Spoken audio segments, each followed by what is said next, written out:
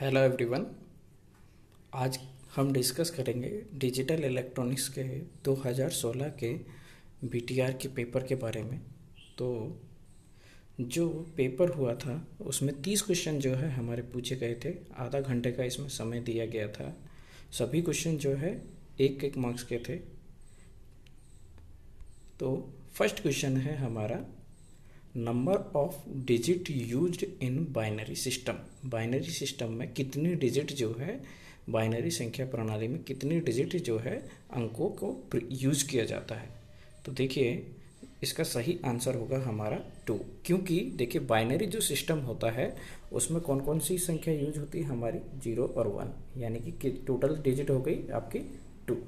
इसी तरीके से हमें आगे भविष्य में पूछा जा सकता है कि भाई ऑक्टल सिस्टम में कितनी डिजिट होती है और कौन कौन सी होती है। तो उसका सही आंसर होगा टोटल डिजिट होती है 8। कौन कौन सी? 0, 1, 2, 3, 4, 5, 6 और 7 तक। इसी तरीके से डेसिमल सिस्टम में टोटल डिजिट 0 से लेकर के 9 तक होती है और टोटल डिजिट होती है आपकी 10।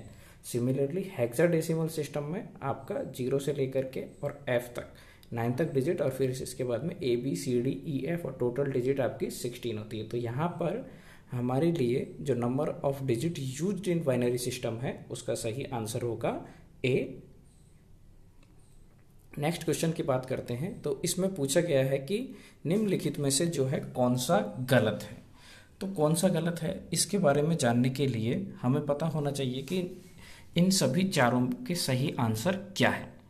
तो देखिए सबसे पहले आपको दिया गया है फेस का हेक्साडेसिमल में क्या है दिया हुआ है, या हेक्साडेसिमल में है। तो देखिए हर एक का यहाँ पर जैसे कि F है तो F का क्या होगा आपका 11 1 1 1 1। इसी तरीके से A का 1 0 1 0, C का होगा आपका 1 1 0 0। सिमिलरली आपका E का होगा आपका 1 1 1 0। तो ये ए ऑप्शन भी सही है, लेकिन हमको तो गलत ढूंढना है। तो इसी तरीके से BA3 हमको दिया है, तो B के लिए ये 1 0 1 1, A के लिए 1 0 1 0 और 3 के लिए 0 0 1 1। ठीक है, तो ये भी सही है क्योंकि यही हमारा ऑप्शन बी है। अब ऑप्शन सी की बात करते हैं। तो ऑप्शन सी में क्या है, 5 6 दे रखा है डेसिमल में और इसका ऑक्टल में दिया हुआ है। तो सबसे पहले डेसिमल को हम बाइनरी में कन्वर्ट करते हैं। तो बाइनरी में कन्वर्ट करेंगे तो हमारा 111 और 000 आएगा। अब इसको ऑक्टल में कन्वर्ट करना है हमें। तो ऑक्टल में कन्वर्ट करने के लिए हमें क्या करना होता है, 3 3 के पेयर बनाने होते हैं। तो 3 3 के पेयर हमने बना लिए। 000 को क्या लिखेंगे 0 और 111 को लिखेंगे हम 7। तो 70 जो है 56 का करेक्ट ऑक्टल नंबर होगा। तो यहाँ पर हमको 73 दे रखा है, तो इसलिए इसमें से ये गलत है। अब लास्ट वाला भी चेक कर लेते हैं। BCD में दिया हुआ है, तो BCD में हमको दिया हुआ है 0 1 0 0 0 0 1 1। तो BCD क्या होता है, हमारा 4 डिजिट का पेयर बनता है हमारा राइट से लेफ्ट की ओर। तो सबसे पहले 1 1 0 0 क्या होगा 3 और 0 0 1 0 क्या होगा 4। तो यह भी हमारा सही है। तो यहाँ पर हमको गलत ढूंढना था, तो हमारा सही आंसर होगा ऑप्शन सी, जिसका कि भाई ये गलत दिया हुआ है। 56 अगर डेसिमल में दिया हुआ है तो उसका जो है हमारा ऑक्टल में 70 जो है हमारा सही होगा। अब हमसे पूछा है कि ये इक्वेशन दी है, इसका ड्यूअल निकालना है। तो सबसे पहले हम इस क्वेश्चन को समझते हैं कि x plus y multiplied by z, यानी कि x प्लस का मतलब है हमारा यहाँ पर कौन सा गेट है, ये हमारा और फिर यहाँ पर कोष्टक लगा करके जेड लिखा है, इसका मतलब यहाँ पर एंड गेट है। तो सबसे पहले तो ये क्वेश्चन में ही हमारा मिसप्रिंट है। देखिए ये इक्वेशन ही सेटिस्फाई नहीं कर रहा है। ये जो इक्वेशन है हमारा ये सेटिस्फाई नहीं कर रहा है। देखिए x प्लस वाई एक्स और y x plus y into z जो है इसके बराबर नहीं होगा। तो लेकिन अभी जो क्वेश्चन दे रखा है उसके हिसाब से अगर हम सॉल्व करते हैं तो देखिए ड्यूअल क्या होता है। ड्यूअल का मतलब होता है कि जहां पर और है, जहां पर प्लस है उसको स्टार से कन्वर्ट कर दिया जाए। तो देखिए x plus y into z का अगर हम इसका ड्यूअल निकालते हैं जो कि क्वेश्चन में दिया हुआ है, सबसे पहले LHS पार्ट्स का। तो देखिए प्लस को हमने स्टार में कन्वर्ट कर दिया, जो प्लस है इसको हमने स्टार में कन्वर्ट कर दिया, और जो यहाँ पर मल्टीप्लाई था उसको हमने प्लस में कन्वर्ट कर दिया। इसी तरीके से जो RHS पार्ट है x plus y plus z, तो इसको जो है जो प्लस था उसको हमें स्टार में कन्वर्ट करना है। ये प्लस था स्टार में, तो देखिए ये दोनों बराबर नहीं आ रहे हैं और ना ही ऐसा कोई ऑप्शन में दे रखा है। तो इसलिए हमें क्या करना है, इसको करेक्ट करते हुए x ये जो है हमारा ये दिया हुआ है, इसको हमें x plus y plus z लिख देते हैं। यहाँ पर प्लस की एंड अगर हम कर देते हैं तो उसका ड्यूअल क्या होगा, x स्टार वाई स्टार। देखिए प्लस की जगह स्टार प्लेस करना है, तो इस तरीके से ये करेक्ट होगा। तो इस हिसाब से हमारा जो ऑप्शन बी है वो हमारा सही हो जाएगा। अब अगले सब क्वेश्चन पर बढ़ते हैं। तो देखिए RS फ्लिप फ्लॉप निम्नलिखित में से है, कॉम्बिनेशनल सर्किट नहीं है, सिक्वेंशियल सर्किट हमारा है, बट ये सिंक्रोनस यहाँ पर दे रखा है, तो ये मिसप्रिंट हो सकता है सिंक्रोनस। तो बेस्ट सुटेबल आंसर जो हमारा होगा वह हमारा यहाँ पर होगा C 1 बिट मेमोरी सेल। ठीक है, अगर यहाँ पर सिंक्रोनस सिक्वेंशियल सर्किट भी दिया होता है तो इन दोनों में से जो बेस्ट सुटेबल आंसर होगा वो हमारा क्या होगा, आपका 1 बिट मेमोरी सेल। क्यों होगा, क्योंकि सिंक्रोनस वर्ड जो है वो एक से अधिक फ्लिप फ्लॉप के लिए जो है हमारा यूज किया जाता है कि भाई 2 फ्लिप फ्लॉप है उसमें क्लॉक पल्स सेम गई है या नहीं गई है। तो इसलिए इसका आंसर जो होगा वो हमारा C होगा, 1 बिट मेमोरी सेल।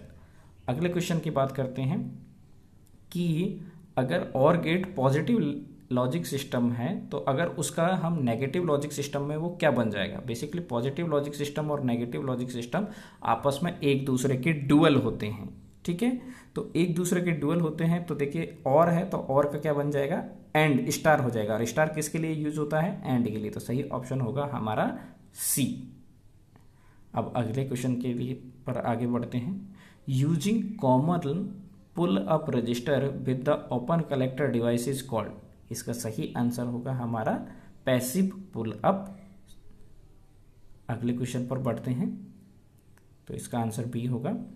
अब देखिए, which logic gives output only when all input is zero. कौन सा ऐसा गेट है जब आउटपुट जो है हाई देता है, 1 देता है जब सभी इनपुट जीरो है। तो देखिए नॉट गेट की बात करते हैं, तो नॉट गेट में क्या है, 0 होता है तो 1 आउटपुट आता है। ठीक है, अब इसकी बात करते हैं नॉर गेट की। देखिए नॉर गेट में 0 0 देते हैं तो आपका 1 आता है, तो 0 0 देते हैं तो ही 1 आता है। देखिए सभी इनपुट 0 है तब आउटपुट 1 आना चाहिए, सभी इनपुट अगर 0 हैं तब आउटपुट 1 आना चाहिए। देखिए नैंड गेट में हमारा क्या है कि देखिए इसमें एक भी इनपुट अगर 0 होता है, एक भी इनपुट 0 होता है तो 1 आएगा, लेकिन सिर्फ नॉर गेट में ही ये फैसिलिटी है कि दोनों इनपुट 0 होगा तभी आउटपुट 1 आएगा। एक्सोर गेट में ऐसा कुछ है ही नहीं कि भाई 0 0 होगा तो आउटपुट 0 आ रहा है, तो ये हमारा गलत हो गया। ठीक है, तो इस केस में हमारा जो है आंसर होगा आपका NOR gate, answer would be B. ठीक है, ये बी होगा, इसको हम करेक्ट कर देते हैं, इसका आंसर होगा हमारा बी जो है, नॉर गेट जो है हमारा इस केस के लिए सही आंसर होगा। अब देखिए एन वेरिएबल के मैप में कितनी मिनटर्म्स हो सकती है, तो इसका सही आंसर होगा 2 की पावर n। देखिए कैसे कि हमारा जो हम जैसे 2 वेरिएबल के मैप है तो उसको किस तरीके से बनाते हैं, इस तरीके से बनाते हैं, यहाँ पर 0 ये 1 0 और ये 1, तो कितनी मिनटर्म हो सकती है, 1 2 3 और 4, तो मैक्सिमम 4, यानी कि 2 की पावर अगर 2 करेंगे तो हमारा कितना आएगा 4। तो इसलिए इसका करेक्ट आंसर होगा हमारा डी, यानी कि आपकी 4 मिनटर्म इसमें होगी, यानी कि 2 की पावर n। अगले क्वेश्चन पर बढ़ते हैं। Bye connecting controlled inverter and full adder can build. देखिए कंट्रोल इन्वर्टर की सहायता से हम जो और फुल एडर की सहायता से हम एडर भी बना सकते हैं और सबट्रैक्टर, यानी कि मल्टी फंक्शनल जो है हम इसमें बना सकते हैं कंट्रोल्ड इन्वर्टर की सहायता से। तो इसका सही आंसर होगा आपका ए। ठीक है, आगे बढ़ते हैं आज के लास्ट क्वेश्चन पर कि सीरियल शिफ्ट रजिस्टर में n बिट को शिफ्ट करने के लिए कितने क्लॉक पल्स की आवश्यकता होगी, यानी कि n बिट को हमको स्टोर कराना है।